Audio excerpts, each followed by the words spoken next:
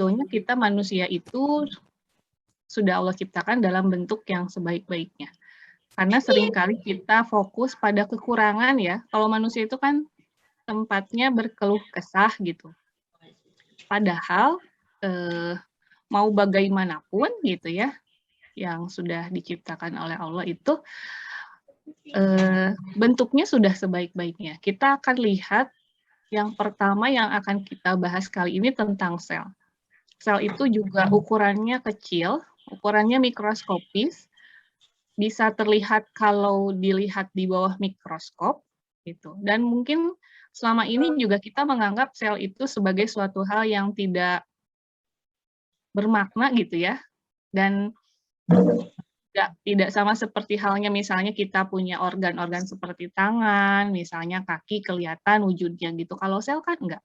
Tapi sebetulnya yang membentuk sel itu adalah, atau yang membentuk tangan dan kaki, semuanya yang membentuk adalah sel. Nah, pertanyaannya, kalau sel itu ada berapa sih jumlahnya? Sel dalam tubuh manusia jumlahnya ada berapa? Silakan raise hand ya. Ada yang pernah membaca atau misalnya mendengar jumlah sel dalam... Oke, Anggi ada berapa? Anggi yang pertama raise hand ya. Silakan Anggi. Assalamualaikum warahmatullahi wabarakatuh. Assalamualaikum warahmatullahi wabarakatuh. Izin memperkenalkan diri, nama saya Anggi Aulia Putri, dari Prodi Agribisnis. Yang saya tahu, sempat ya belajar mengenai sel juga tentang organ-organ tubuh manusia. Jadi sel dalam tubuh manusia itu kayak tidak bisa dihitung, bahkan hitungannya sudah tidak, kayak bahkan mungkin lebih ke triliun, miliaran gitu, karena tidak saking banyaknya begitu Ibu. Terima kasih Ibu. Oke, baik ya. Terima kasih untuk jawabannya Anggi. Mungkin Ibu tambah ya, Ibu tambahkan, kalau disebut tidak bisa dihitung, karena memang tidak mungkin kita menghitung satu persatu, tapi memang ini perkiraan, ya perkiraan, dan sel itu kayak kita punya tubuh seperti ini, berarti kan ada batasnya, bukan berarti tidak ada batasnya, gitu. Tapi memang jumlahnya sangat banyak. Diperkirakan 1 kilogram tubuh manusia itu mengandung 1 triliun sel. Tadi Anggi sampaikan ya, ada miliar atau triliun, tapi yang betul adalah setiap 1 kilogram tubuh manusia itu mengandung 1 triliun sel. Berarti tinggal kali saja kalau misalnya Anda punya berapa kilo, Anda berat badannya berapa kilo, kalikan dengan 1 triliun. Berarti itu jumlah sel yang ada pada tubuh Anda gitu. Walaupun diperkirakan, tapi itu ya diestimasi lah. Diestimasi 1 kilogram itu 1 triliun. Misalnya seseorang yang berat badannya 50 kilogram berarti punya 50 triliun sel dalam tubuhnya. Berarti jumlah yang sangat banyak, dan luar biasanya jumlah yang sangat banyak ini dia ada di tubuh manusia dari mulai ujung kaki sampai ujung rambut ya, dari ujung rambut sampai ujung kaki itu terdiri dari sel yang banyak tadi, dengan spesialisasi dan diferensiasi yang luar biasa, di mana sel itu ya, kalau ke rambut ada rambut yang ada di kepala, rambut yang ada di alis gitu ya, rambut yang ada di bulu mata, bulu hidung ya, bulu-bulu yang lain ya. Ini kan di bagian kulit kita juga banyak bulu, itu yang tersusun oleh sel. Begitupun kulit, begitupun otot, begitupun semua organ itu penyusunnya adalah sel. Di organisasi kehidupan kita tahu, kalau sel bergabung dengan sel lain yang memiliki bentuk dan fungsi yang sama, maka akan terbentuk jaringan. Ya, jaringan yang punya fungsi dan bentuk yang sama akan bergabung membentuk organ. Organ dengan fungsi yang saling mensupport, mendukung, akan membentuk sistem organ. Nanti sistem organ akan membentuk individu. Itu di dalam hierarki kehidupan, ya. Dan ya kalau kita berbicara tentang sel, walaupun mungkin ini materi yang bukan materi yang asing ya bagi kita, dan sebetulnya kalau kita berbicara tentang sel adalah berbicara apa yang ada di dalam tubuh kita. Bahkan yang tadi ada triliunan itu ada di dalam tubuh kita. Tapi kadang kita sendiri, apa sih sel itu gitu. Kayaknya sel itu materi yang non jauh di sana. Padahal yang kita bahas adalah diri kita sendiri gitu, yang membentuk diri kita sendiri. Nah, sel itu disebut sebagai unit dasar struktur dan fungsi organisme. Dan ya luar biasa sel ini Ibu akan coba share screen ya. Materinya sebetulnya sudah bisa Anda download di LMS. Oke, mohon maaf agak lama loadingnya. Sudah terlihat belum? Sudah, Ibu. Ibu. Sudah, Bu. Ya, Bu. Sudah, Bu. Oke ya. Nah, sel itu unit penyusun terkecil makhluk hidup. Tadi bersifat mikroskopis karena tidak bisa dilihat dengan mata langsung, gitu ya. Dan ini kita lihat perbandingan ada 2 sel di slide ini. Ada yang tahu yang warna yang bulat ini, bulat lonjong ini sel apa ya? Ada yang tahu? Ini adalah, ada yang tahu ini? Nggak ada yang tahu? Pernah belajar tentang protista, protozoa? Ini adalah salah satu protista yang memiliki bulu getar ya, yang disebut dengan ciliata untuk bergerak. Jadi kalau ini makhluk hidup bersel satu, dia dengan satu sel saja bisa beraktivitas, makan gitu ya, mengeluarkan zat sisa, memperbanyak diri, dia cuma satu sel saja. Gitu. Dan ini ya tentu mikroskopis, ada di mana? Ini bisa ada di air gitu. Kita bisa lihat di bawah mikroskop. Yang sebelahnya ada yang tahu ini sel apa? Nanti kalau Anda praktikum kita akan membuat preparat dari sel ini. Sel tumbuhan bukan, Bu? Ya, betul ya. Tadi siapa yang jawab? Yusuf, bukan? Iya, Bu. Oke ya. Iya betul, ini adalah sel tumbuhan gitu. Kok bisa tahu ini sel tumbuhan? Kelihatannya dari mana? Ini Ada stomatanya, Ibu. nggak kelihatan stomata sebelah mana ada stomata. Itu bintik-bintik, Bu. Itu bintik-bintik, itu inti sel. Oh, inti sel. Iya. Bentuknya kotak-kotak. Salah, Bu.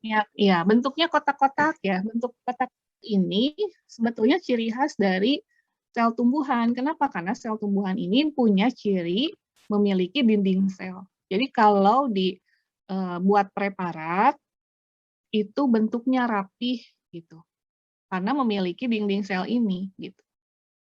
Kan perbedaan utama dari sel hewan dan tumbuhan itu salah satunya adalah memiliki dinding sel gitu. Kenapa sih tumbuhan harus memiliki dinding sel sementara hewan, manusia nggak punya dinding sel? Karena tumbuhan ini ya penyokongnya ya dinding selnya itu gitu. Dan dia bersifat kaku. Karena tumbuhan juga tidak memiliki kemampuan bergerak berpindah tempat seperti hewan dan manusia gitu. Ya kalau kita pegang batang, daun, tumbuhan itu kan kaku ya gitu. Beda dengan kalau kita pegang tangan kita gitu. Ini yang kita punya ini tidak ada dinding sel tetapi adanya membran sel. Kalau sel tumbuhan punya membran sel? Tetap punya ya. Jadi setelah dinding sel, tumbuhan di dalamnya ada membran sel. Gitu. Jadi ini tepatnya ini sel tumbuhan itu pada sel bawang merah ya. Bukan karena warnanya merah, ini merah itu karena diwarnai. Kalau selnya sendiri sebetulnya dia lebih transparan. Gitu. Kalau dilihat di bawah mikroskop, nggak kelihatan organel-organel gitu. Kalau mikroskopnya yang mikroskop biasa di sekolah atau di kampus itu hanya bisa lihat seperti ini ya, ada dinding dan ada inti gitu. Ya kemudian penemuan sel itu pertama kali ditemukan oleh Robert Hooke ya pertengahan tahun 1600. Kalau kita telusuri gitu ya, kita yang memang ilmunya masih sangat minim ini gitu. Seperti disampaikan tadi dalam surat Atin ya, surat apa tadi yang ayat keempat ya. Kemudian juga disampaikan di surat Al-Anbiya ayat 30 bahwa manusia itu terbuat dari atau makhluk hidup itu diciptakan dari air gitu ya. saat Al-Quran diturunkan, itu 1400 tahun yang lalu, itu sudah ada dalam Al-Quran. Dulu tidak ada waktu Nabi Muhammad seperti mikroskop, boro-boro mikroskop ya, tidak ada sama sekali lah. Tetapi dari mana bahwa Nabi Muhammad tahu makhluk hidup diciptakan dari air di surat Al-Anbiya itu gitu, terus bahwa manusia diciptakan dalam bentuk yang sebaik-baiknya, termasuk ayat-ayat lain itu sudah sangat jelas disampaikan di Al-Quran, ya itu langsung ilmunya dari Allah. Nah, sementara karena manusia dengan keterbatasannya gitu ya, sekarang kan juga masih terus berlanjut penemuan-penemuan tentang apa sih yang ada di dalam sel, terutama yang sekarang itu lebih ke molekulernya, tidak hanya karena kan organelnya sudah gitu, nanti di molekulernya apalagi gitu, dan itu bertahap. Tetapi sel yang lengkap dengan segala aktivitasnya itu sebetulnya sudah ada dari sejak ada makhluk hidup di bumi ini, sebetulnya sel sudah selengkap itu gitu.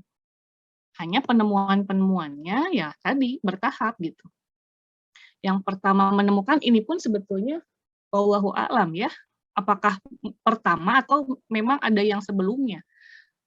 Karena kalau orang barat itu kelebihannya itu mereka selalu mendokumentasikan apa yang mereka temukan dengan sangat rapih, dengan sangat tertib, sehingga penemuannya itu selalu tercatat sampai sekarang gitu.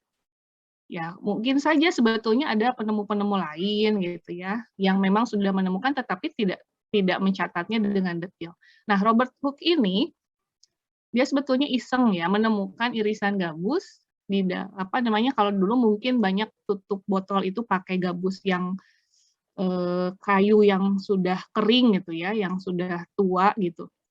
Terus dilihat kenapa di dalamnya itu banyak lubang-lubang kosong gitu ya, kotak kosong. Nah, disitulah muncul istilah sel. Sel itu kan dari selula artinya kotak kosong atau ruang kosong. Makanya disebut oleh Robert Hooke saat itu sel. Nah, sel itu artinya adalah kotak kosong. Tapi di situ belum nampak, belum ada organel, belum kelihatan karena di situ belum ada mikroskopnya ya waktu Hooke menemukan. Nah, kesini penemuan mikroskop, penemuan mikroskop sederhana oleh Anthony Leeuwenhoek ya, kemudian sampai sekarang mikroskop elektron semakin berkembang sampai tingkat molekuler. Sekarang sudah sangat jauh lah penemuan tentang sel, tapi ingat, katakanlah misalnya kalau di buku sekarang ditemukan tahun ini organel ini, tahun ini oleh ini. Misalnya beberapa organel itu kan dinamai berdasarkan nama penemunya ya. Kayak Golgi apparatus itu kan penemunya namanya Golgi gitu. Tapi sel yang sangat canggih, yang sangat lengkap ini sudah ada dari dulu juga sama Allah, sudah diciptakan gitu. Hanya memang ya tadi ilmu manusianya yang baru sampai bertahap gitu untuk menemukan apa yang ada di dalam sel. Ya, ini adalah contoh sel. Jadi sel itu ukurannya kecil tetapi luar biasa memiliki bentuk-bentuk yang bervariasi. Ini Ibu hanya contohkan beberapa saja. Yang sebelah sini ada Amoeba proteus ya. Nah, ini Amoeba proteus, dia juga hewan protozoa. Gitu. Dia uniseluler, uni itu satu, sel itu sel. Jadi hanya satu sel aja gitu ya, dia hidup segala macam satu sel. Kemudian ini sel tumbuhan. Ini sel tumbuhan. Ini sel bakteri. Ya, bakteri ini dia juga uniseluler kalau sel bakteri ini. Kemudian ini nerve cell atau sel saraf gitu. Dia karakteristiknya sangat khas ya, kalau sel saraf ini punya penjuluran dendrit, nerit ya, yang untuk menghantarkan rangsangan, dan kemudian yang bawah ini adalah sel darah merah. Jadi Ibu ingin perlihatkan berbagai macam sel yang bervariasi dari mulai organisme bakteri, tadi di sini ada protozoa, namanya amoeba, tumbuhan gitu. Jadi bentuknya luar biasa sangat bervariasi. Oke, kemudian Untuk teori sel juga sebetulnya sangat banyak, tetapi Ibu hanya menyampaikan 2 saja, ya. Tahun 1839, Theodor Schwann dan Matthias Leiden itu menyampaikan teori semua kehidupan berasal dari sel. Kemudian 50 tahun kehidupan, Rudolf Virchow, semua sel berasal dari sel. Gitu. Ada yang bisa menjelaskan tidak maksud teori ini, kenapa semua kehidupan berasal dari sel, atau ada yang bisa menganalogikan semua sel berasal dari sel. Ini sebetulnya maknanya kalau diartikan sebetulnya hampir sama, hampir mirip ya. Mungkin ada yang bisa menjelaskan teori ini maksudnya apa gitu. Boleh raise hand ya? Ya, silakan ada yang mau menjelaskan maksudnya apa ya? Ayo dari 83 orang. Anggi Aulia, silahkan Anggi. Ya, Ibu, terdengar. Terdengar? Ya. Tapi kalau salah, mohon maaf gitu ya, Bu, tolong diperbaiki. Masalah ini ya. menurut, menurut pandangan Anggi gitu, yang teori, ya mohon maaf Ibu tadi ada gangguan sebentar. Jadi menurut pendapat Anggi mengenai teori dari Theodor Schwann dan Matthias Siolgien mengenai semua kehidupan berasal dari sel. Mungkin analoginya sederhana aja gitu ya Bu dari Anggi. Semua kehidupan itu kayak istilahnya kita apa-apa itu dari nol gitu. Kan sel itu adalah unit terkecil gitu yang ada di tubuh manusia, kan ibaratnya seperti itu. Nah, ketika kita tidak ada sel gitu, mungkin apa ya, kita tidak akan bergerak dengan semestinya dan juga seharusnya gitu. Mungkin kalau misalkan seandainya tidak ada sel, apa jadinya gitu tubuh manusia gitu. Sedangkan fungsi sel meskipun kecil gitu, apa ya, sel itu berbentuk kan tidak terlihat gitu. Bahkan jutaan meskipun ribuan triliunan tapi tidak terlihat. Tapi apa ya, dengan sel gitu kita bisa bergerak, ya semua itu kita bisa bergerak seperti ini mungkin karena pengaruh dari adanya sel ini gitu Ibu. Mungkin itu Ibu. Ya, baik, terima kasih Anggi untuk jawabannya. Tidak salah ya untuk jawabannya, tapi ini ada Safita juga mau menambahkan. Anda tadi raise hand atau kepencet atau gimana? Kenapa semua Ibu izin, tapi takut salah nantinya.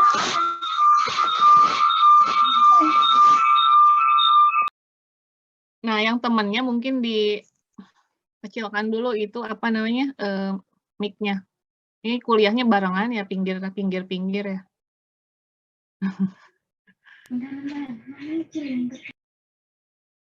Jadi jawabnya enggak. Jadi Ibu, kalau menurut kita mah semua sel berasal dari satu sel itu karena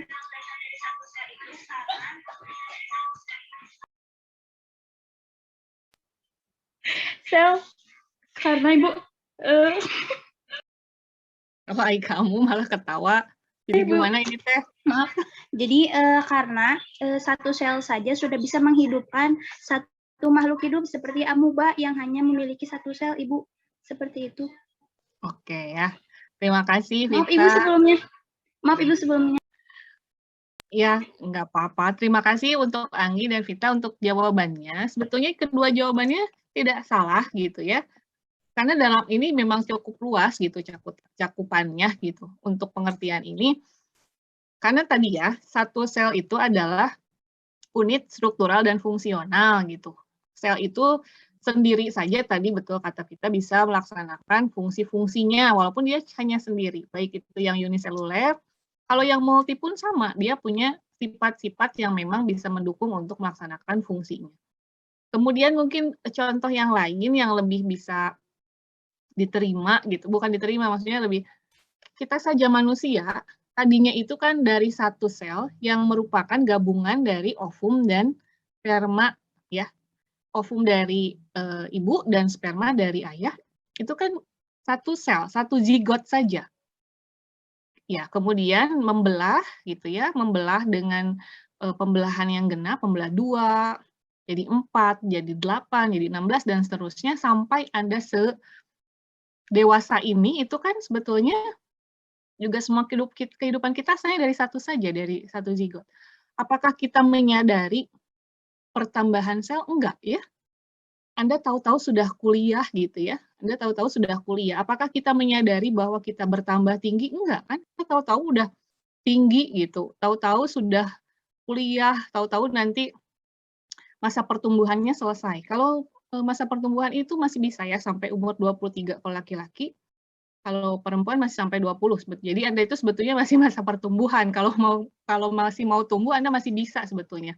Maksimalkan saja gizi dan olahraga. Kalau saya mau lebih tinggi gitu, itu masih bisa. Dan kita tidak menyadari itu gitu. Pertumbuhan sel yang di dalam tubuh, perbaikan.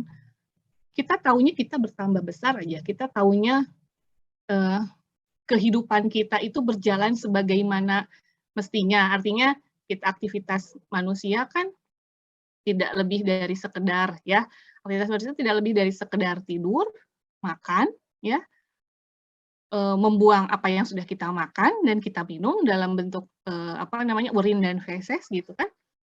Terus mungkin aktivitas yang lainnya ditambah dengan ya kita beribadah, kita belajar, kita bekerja.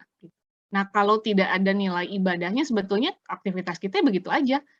Makan, tidur gitu ya. Ya gitu aja makan, tidur, makanya ada satu amanah yang diamanahkan bahwa manusia itu kelebihannya dari makhluk lain, punya akal, punya kemampuan untuk menjadi khalifah gitu. Dan tentunya kewajiban kita adalah beribadah gitu. Nilai lebih kita di situ. Nah, Ibu ingin perlihatkan kepada Anda gitu ya. Di sini ada 8 sifat dasar sel yang sifat dasar ini sering Ibu anggap sebagai sifat yang mungkin kita semua tidak sebaik dari satu sel yang kita punya. Kita punya triliunan sel dalam tubuh kita. Kita punya triliunan sel yang ada dalam tubuh kita, tetapi mungkin kita punya sifat yang jauh lebih jelek dibandingkan satu sel itu. Padahal kita punya triliunan. Kita lihat ya, sifat-sifat baik dari sel. Yang pertama, sel sangat kompleks dan terorganisasi. Dari awal Ibu sudah jelaskan jumlah sel sampai triliunan. Bentuk sel sangat bervariasi. Nanti kita lihat di dalam organel sel itu luar biasa apa saja yang ada di dalam sel. Terus di dalam sel dia melaksanakan fungsinya dengan sangat teratur. Misalnya di dalam sel itu sekarang aktivitasnya harus membuat protein misalnya ya, harus membuat energi. Itu sel laksanakan pada waktu yang memang tugasnya pada saat itu dia harus bekerja. Kalau misalnya dinaikkan pada level yang lebih tinggi, misalnya sel jantung. Sel jantung itu ya tugasnya dia harus memompa darah ya, dengan cara berkontraksi, memompa darah ke seluruh tubuhnya. Manusia bisa istilahnya kalau misalnya subuh itu waktunya subuh, misalnya udah azan, manusia itu bisa dengan mudah nanti bangun mah gitu. Ataupun kalau Anda sudah menyiapkan alarm di HP gitu ya, sekarang subuh itu pukul 4:25 atau 4:20 gitu ya. Nah, sudah nyala nih alarm, manusia bisa matiin terus tidur lagi kan gitu. Dan itu mungkin terjadi pada kita gitu. Ibu mengusahakan sih langsung merejat bangun, memaksakan diri gitu ya. Apalagi kalau ibu-ibu kan banyak tugas ya, harus nyangu, harus masak cai dan lain sebagainya bikin sarang gitu. Kalau Anda kan mungkin hanya mengurusi diri sendiri. Manusia bisa seperti itu, waktunya makan nanti aja.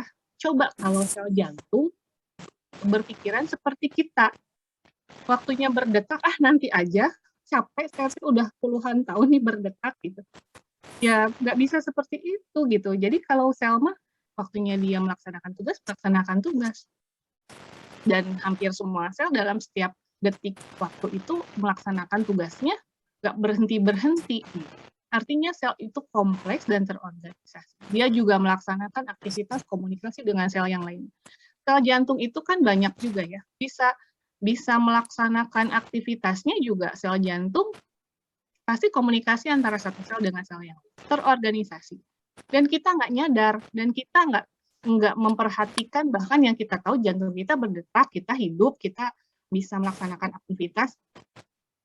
Ya, kalau kita menyadari itu ya setiap hari kita pikirnya isi jantung lagi berdetak nih, ini lambung lagi mengoyak makanan gitu ya. Enggak kan, aktivitas sel pokoknya ya sebagaimana tugasnya ya dilaksanakan dengan sebaik-baiknya oleh sel. Dari situ ya, dari situ saja kita sudah harus menyadari bagaimana sayangnya Allah kepada kita. Tong dicoret-coret atau ini slide-nya kalian mending nggak ada kerjaan. Jangan dicoret-coret slide-nya ya. Oke. Jadi aktivitas sel itu ya, mereka melaksanakan tugasnya, tentunya ada yang memerintahkan. Memerintahkan siapa? Yang menciptakannya gitu.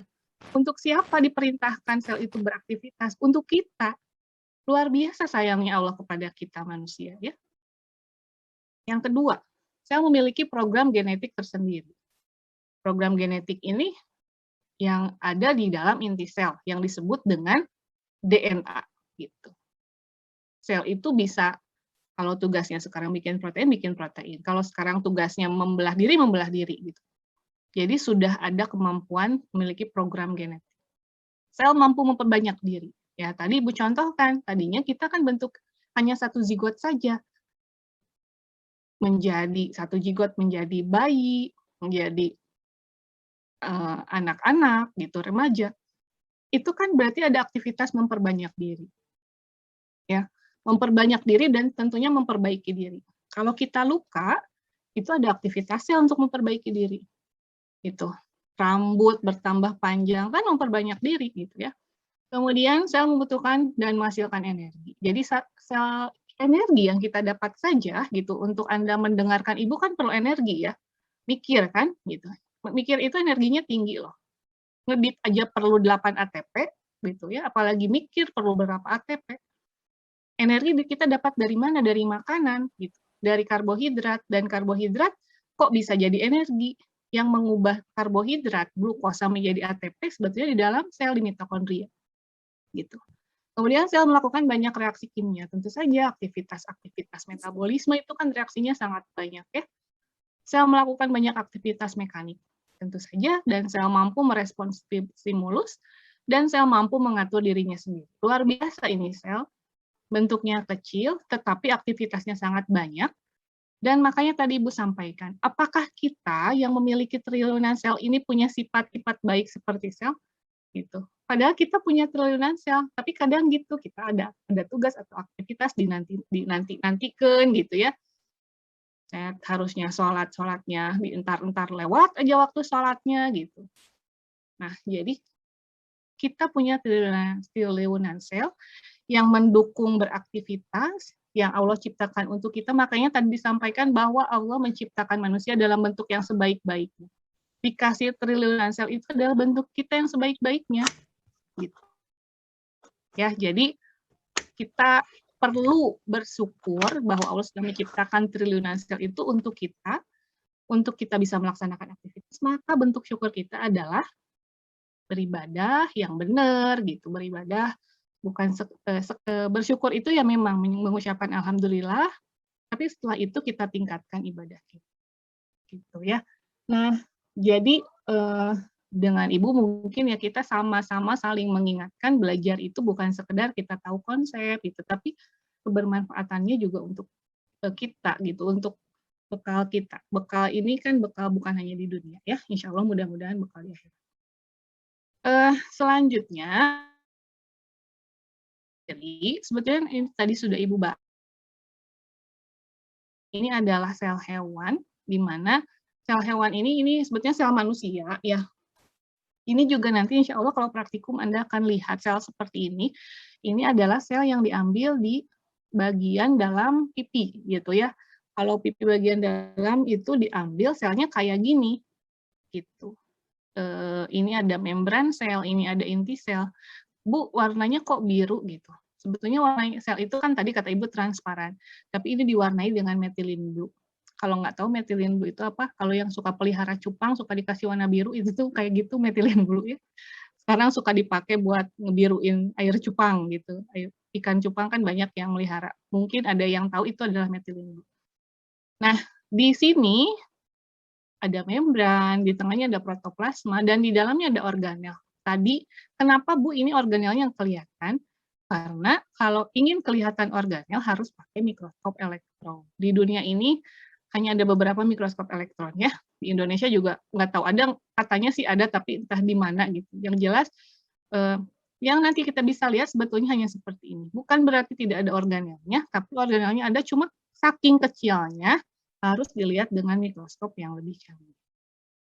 Sampai sini barangkali ada yang ingin ditanyakan. Bu, izin bertanya boleh? Raise hand dulu kalau Ibu buka ini share screen ya, kelihatan soalnya yang nanya. Oh Yazid ya, Yazid. Ya silakan Yazid. Nah, udah raise hand. Gini Bu, bismillahirrahmanirrahim. Pertama-tama izin memperkenalkan diri, nama saya Muhammad Yazid Musyafa. Saya dari Prodi Agribisnis. Gini Bu, dulu saya kan di SMA kebetulan dari jurusan IPS, jadi emang masih awam sama biologi, belum pernah belajar biologi gitu. Yang saya ingin tanyakan, jadi kan disampaikan kalau sel itu jumlahnya sampai triliunan gitu ya. Bahkan dari kita kecil sampai kita beranjak dewasa, itu tuh semakin berkembang juga selnya. Nah, yang ingin saya tanyakan, jika salah satu sel ada yang tidak tumbuh atau misalkan tidak berkembang, apakah itu bisa mempengaruhi apa ya? Mungkin bisa dibilang kesehatan manusia, atau gini Bu, mungkin ada orang-orang yang dia punya keterbatasan fisik gitu ya. Apakah mungkin itu juga karena penyebabnya, salah satu penyebabnya selnya tidak bertumbuh dengan seharusnya gitu. Mungkin itu Bu yang ingin saya tanyakan. Terima kasih. Oke, terima kasih Yazid pertanyaannya ya. Memang ya wajar ya ada pertanyaan seperti itu gitu. Yazid, kalau misalnya sekarang saja itu banyak sel yang rusak gitu.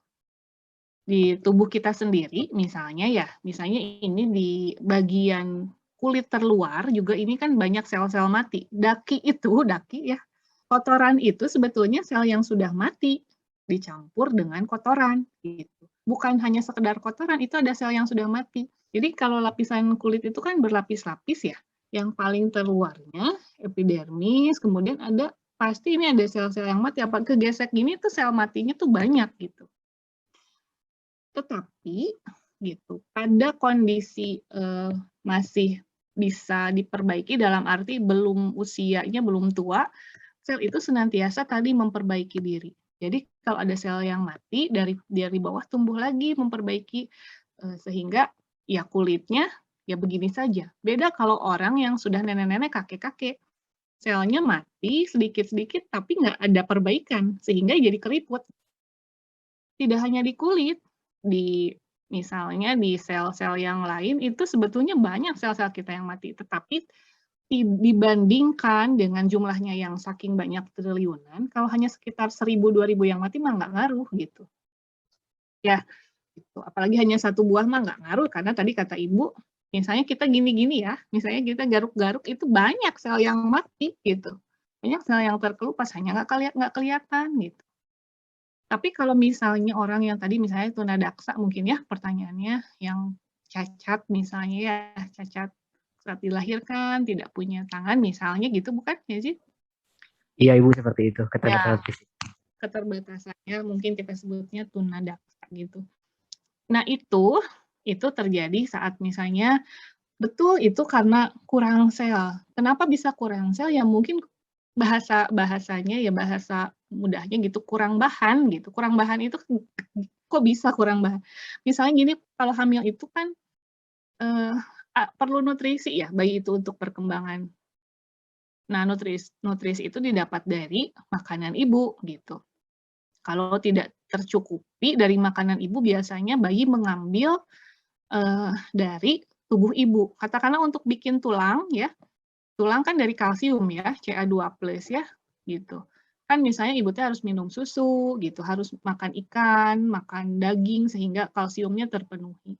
Misalnya si ibu tidak terpenuhi makanan yang mengandung kalsiumnya, maka bayi akan dengan secara otomatis mengambil kalsium dari tulang ibu. Kalau si ibunya masih sehat, masih muda gitu ya, dalam arti ya masih secara fisik masih kuat, itu nggak akan ngaruh gitu. Walaupun mungkin ya ngaruhnya mungkin nanti cepat osteoporosis. Makanya kenapa sih perempuan lebih banyak osteoporosis dibanding laki-laki? Karena gitu. Pada saat hamil itu banyak nutrisi-nutrisi yang terambil. Nah, bisa jadi dari ibu juga kan cukup gitu. Makanya sehingga yang harusnya cukup untuk misalnya bikin tangan itu ya nggak ada gitu. Kekurangan tadi nutrisi tadi gitu. Tapi dalam hal ini tetap ya kita kembali lagi misalnya akibat secara ilmiah kurang nutrisi tapi kan tetap ada takdir Allah ya. Ya mungkin saja kalau ibunya sudah merasa nutrisinya cukup dan lain sebagainya, tapi takdir Allahnya harus seperti itu gitu ya, tetap ke situ.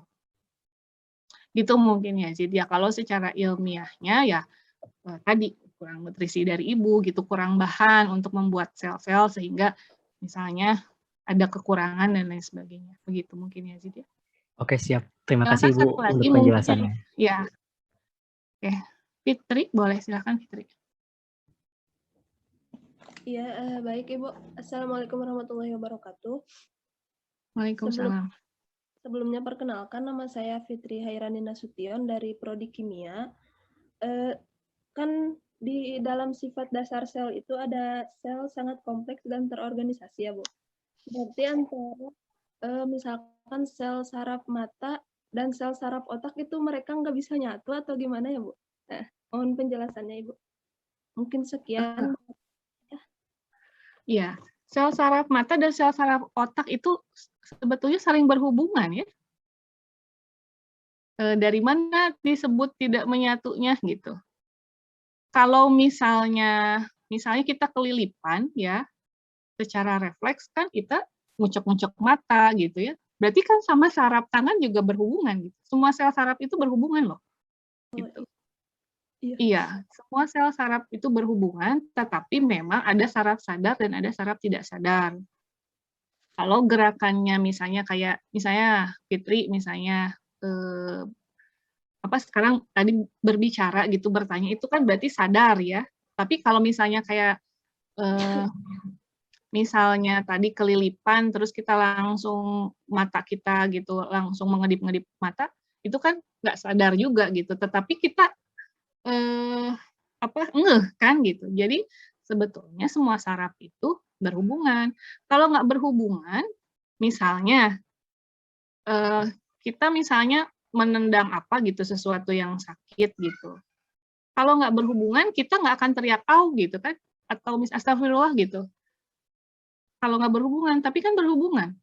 Yang sakitnya di kaki, yang ngomongnya mulut gitu ya. Semua saraf itu nggak ada yang nggak berhubungan. Itu mungkin Fitri. Maksudnya ke situ bukan pertanyaannya.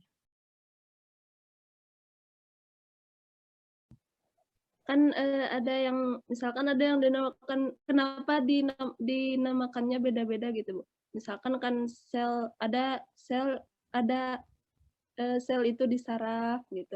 Ada yang di tangan, ada yang di kulit gitu ya Bu. Oh iya, kan gini. Jadi kalau misalnya ceritanya gitu ya, kan sel itu tadinya satu, ya manusia itu tadinya satu. Ya si zigot tadi. Zigot dari mana? Ya zigot itu walaupun satu, tapi dia membawa informasi yang sangat lengkap yang dibawa dari ibu dan ayah. Walaupun satu, nanti dia membelah dan akan melakukan proses, ini sebetulnya bahasan embriologi ya. Dia akan melakukan proses membelah dan melakukan spesialisasi dan diferensiasi. Apa itu spesialisasi? Jadi nanti dari spesialisasi itu ada yang akan menjadi bagian kepala, di kepala ada apa saja, di rambut ada apa saja gitu. Jadi ya memang sekompleks itu gitu sel itu. Kalau nggak begitu ya kita meren nggak kebayang ya, nggak ada mata, nggak ada rambut, nggak ada tangan gitu. Jadi memang sel itu bervariasi walaupun hanya dalam satu. Kita manusia paling kompleks ya selnya tadi, makanya sel kulit, di kulit juga ada sel epitel, ada sel rambut juga, ada sel keringat, ada sel lemak gitu.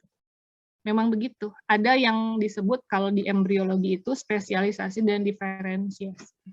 Maaf ya, ini ada iklan nih, kedengeran nggak anak ibu? Baik, baik. Mungkin ibu lanjut dulu ya. Lagi sakit soalnya anaknya, jadi rada rewel. Oke.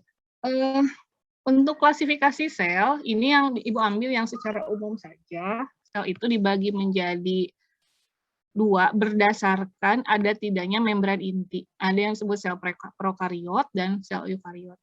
Prokariot itu ada sel bakteri dan archaea. Kemudian eukariot adalah sel-sel seperti sel tumbuhan, hewan, manusia itu adalah di sel eukaria ya. Oke, di sini ada perbandingan antara sel prokariot dan sel eukariot. Sebelum Ibu jelaskan, barangkali ada yang ingin menjelaskan apa itu perbedaan sel prokariot dan sel eukariot? Aulia, boleh Aulia? Ya. Perkenalkan, saya Aulia Alvino Patarani dari Prodi Agribisnis.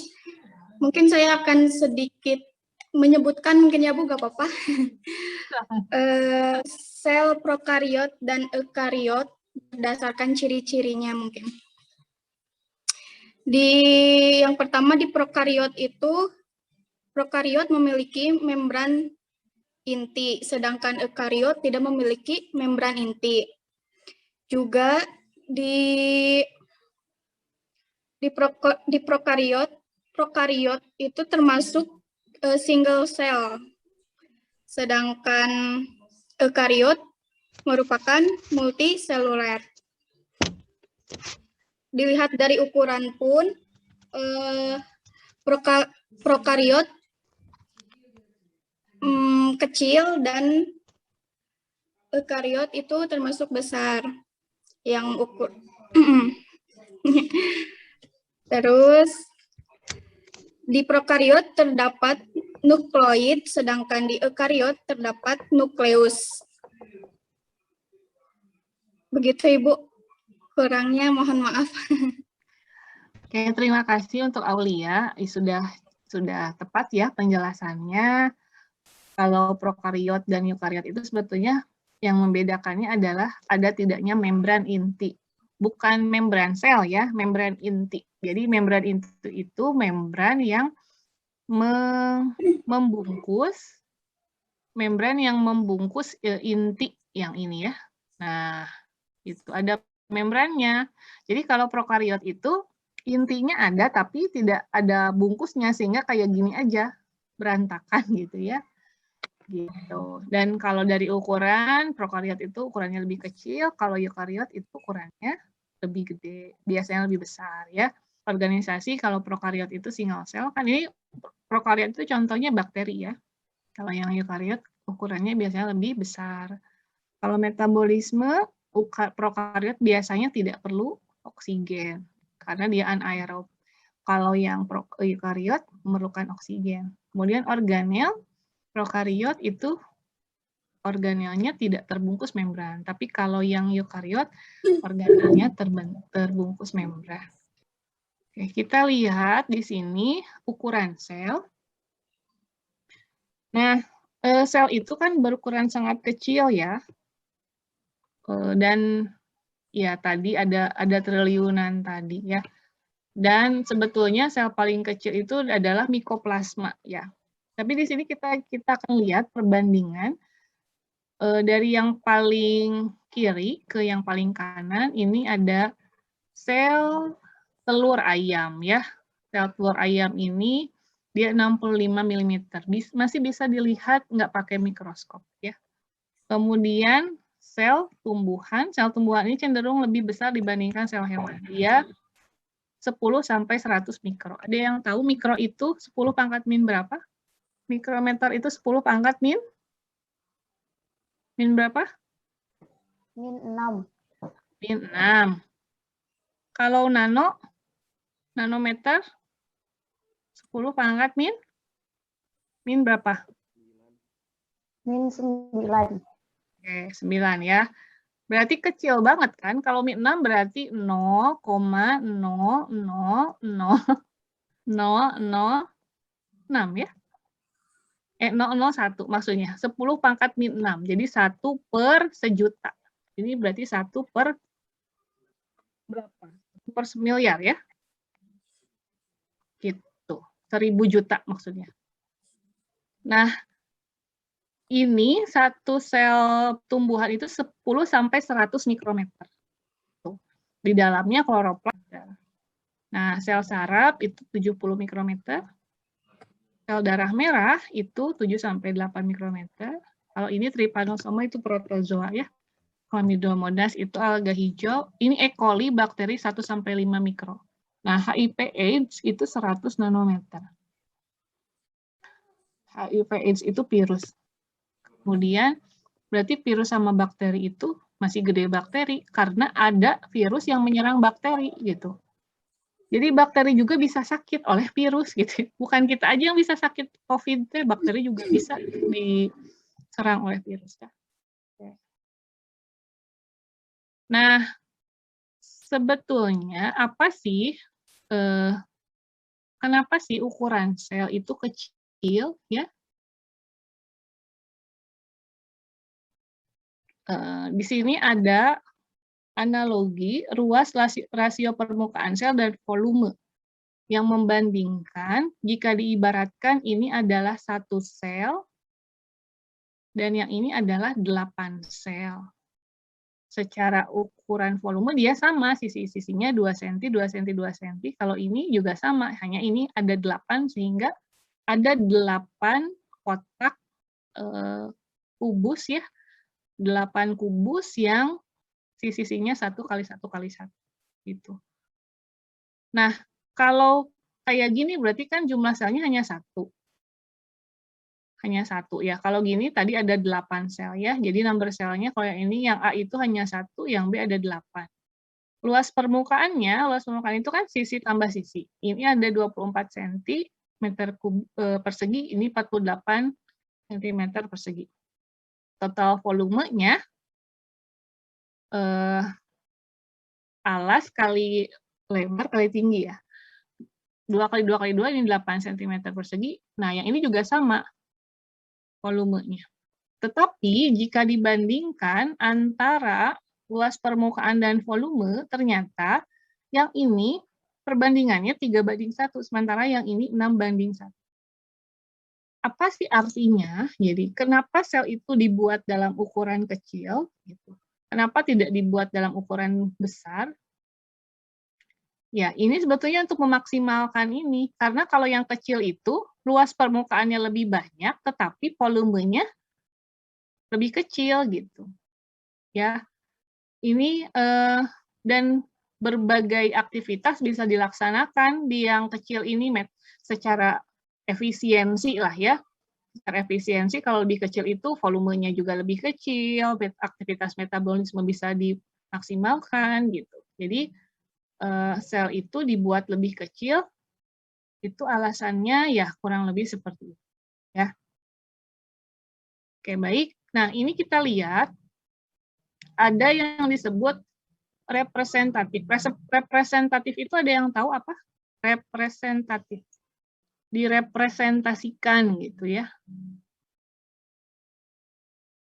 Representatif animal cell atau sel hewan direpresentasikan. Artinya gini ya, sel hewan itu secara aslinya bentuknya nggak gini gitu ya, nggak berwarna-warni begini, hanya untuk memudahkan dalam memahami makanya direpresentasikan seperti ini. Jadi kalau di dalam sel kita nggak kayak gini, ini mah digambar oleh manusia, digambar gitu ya, kayak ini misalnya ini mitokondria ya diperjelas gambarnya biar kita lebih mudah memahami. Nah, barangkali ada yang mau mencoba menyebutkan ada apa saja. Tadi kan kita sudah mulai dari secara umum ya. Sel itu tadi ada membran, inti, dan sitoplasma. Ini sudah lebih detail ke organel. Silahkan ada yang mau membacakan, sebetulnya di sini sudah ada ya. Ada yang mau membacakan ada apa saja organel pada sel. Oke, Anggi silahkan. Ada Anggi yang duluan ya, mangga Anggi. Dibaca aja Ibu yang ini, yang di ya. Ribosom, mitokondrion, Golgi apparatus, lisosom, smooth endoplasmic reticulum, mikrofilament, plasma membran, cilia, nuclear pore, nuclear envelope, nucleus, rogue endoplasmic reticulum, ribosom, cytoplasm, centriolis, mikrotubules. Dah Ibu. Oke, terima kasih ya Anggi untuk membacakan ya. Jadi di sini ini adalah sel hewan ya, representatif tadi dari sel hewan. Ya mungkin kalau Ibu akan mulai dari sini ya. Yang paling mencolok itu ini adalah inti ya. Inti di dalamnya ada anak inti atau nukleolus. Ini adalah nukleus. Nah, di dalam anak inti inilah ada yang disebut dengan kromatin, atau kalau disetkan itu kromosom ya. Dalamnya adalah DNA. Nah, di nukleus ini terbungkus oleh membran plasma, tapi membrannya bukan sekedar membran, tapi ada yang disebut dengan nuklear pore atau porinuklear. Jadi kan ini adalah pusat pengontrolan ya, inti itu. Untuk mengontrol itu dia perlu jalan yang bisa mengantarkan informasi dari dalam keluar. Makanya ada yang disebut pori-pori. Ya, nanti kita lihat di sistem endomembran bagaimana nukleus ini bisa berinteraksi dengan di luar selnya. Kemudian setelah inti, nah ini yang warnanya lebih gelap, ini tadi namanya adalah endoplasma RE atau retikulum endoplasma kasar. Rogue itu kasar. Kasar itu dilihat dari ini titik-titik ini. Apa sih titik-titik yang bikin kasar? Yakni ribosom. Kemudian, nah ini yang cairan yang ada di dalam sel ini namanya sitoplasma. Tempat organel, tempat zat-zat yang penting ada di sini. Kemudian ini adalah sentriol, ya. Ini ada mikrotubulus. Kemudian ini bagian luar dari membran ini, kebetulan ini contohnya adalah sel bersilia. Jadi bersilia itu adalah alat gerak, salah satu alat gerak. Ya, tapi tidak semua sel punya silia, hanya beberapa aja. Kemudian ini yang terluar tadi adalah plasma membran, mikrofilament. Nah, selain RE kasar ada RE halus. Kalau RE halus nggak punya ribosom. Kemudian ada lisosom sebelah sini, ada Golgi apparatus, dan free ribosom. Oke. Kemudian kita lihat yang satu lagi. Nah, yang ini adalah sel tumbuhan ya. Tadi sudah disampaikan kalau sel tumbuhan itu dia lebih rapi berkotak-kotak karena punya dinding sel. Coba, apa sih yang membedakan sel hewan dan sel tumbuhan selain dinding sel? Selain yang kotak tadi ini, dinding sel. Kalau bujembernya, Pak. Ya, silakan. Kalau di tumbuhan ada vakuola, sedangkan di hewan tidak ada. Di tumbuhan ada vakuola, di hewan ada tapi nggak gede gitu. Jadi tidak sebesar ini ya. Gitu. Ada sebetulnya di sel hewan vakuola ada. Terus apalagi Yusuf selain vakuola nih yang beda tadi? Kloroplas. Nah, iya betul ya. Kloroplas ini jelas sekali pembeda antara sel hewan dan tumbuhan. ini adalah tempat melaksanakan fotosintesis. Jadi pembeda antara sel hewan dan sel tumbuhan itu ya kloroplas, tempat fotosintesis, tempat membuat makanan bukan hanya untuk tumbuhan ya, membuat makanan buat kita juga, buat manusia. Ya. Jadi makhluk yang bisa membuat makanan untuk kita hidup ya tumbuhan gitu. Kalaupun kita nggak suka sayur, tetap kita makan nasi ya, nasi kan tumbuhan. Kalaupun kita nggak suka istilahnya nggak suka buah, kita makannya, misalnya kita makan daging-dagingan pun, yang kita makan ayam, sapi, makannya tumbuhan. Jadi satu-satunya makhluk yang Allah ciptakan untuk menciptakan makanan sendiri itu ya tumbuhan ya. Nah, tapi memang ada juga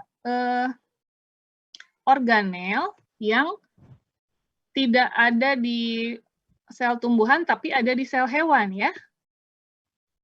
Apa itu? Tadi tidak ada di sel tumbuhan tapi ada di sel hewan. Di sini apa? Izin menjawab, Ibu. Ya, silakan. Sentriol. Iya, betul, sentriol. Terus? Sama plastisida. Betul tidak? Kalau plastisida mah adanya di sel tumbuhan. Oh iya. Ya, Sama lisosom, Bu. ya betul ya. Cilia. Ya betul, silia dan lisosom ya. Kalau silia itu hanya ada pada sel tumbuhan. Oke. Mungkin sekarang Ibu belum menyebutkan fungsi ya, belum menjelaskan fungsi. Sekarang biar nggak ngantuk, Ibu stop share dulu biar kelihatan. Oke ya, biar kelihatan. Nah,